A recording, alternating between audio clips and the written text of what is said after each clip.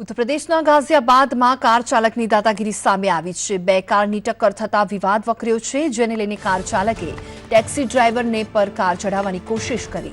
Taxi driver પર bonnet પર આવી જતા કાર ચાલકે કેટલીક મિનિટો સુધી તેને બોનેટ પર ઢસેડ્યો। આ દ્રશ્યો જોઈને આસપાસના તમામ લોકો દંગ રહી ગયા। ટેક્સી ડ્રાઈવરને બચાવવા દોડી આવ્યા અને આ ઘટનામાં કાર ચાલકની નાનકડી ભૂલ પણ ટેક્સી ડ્રાઈવરનો જીવ લઈ શકતી હતી।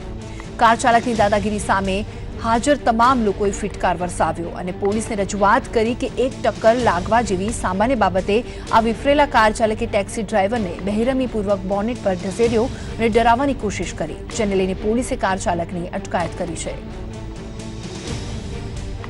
દ્રશ્યોમાં જોઈ શકાય છે આ ગાઝિયાબાદનો આ વિડીયો છે। કાર ચાલકે ટેક્સી ડ્રાઈવરને બોનેટ પર ઢસેડ્યો છે।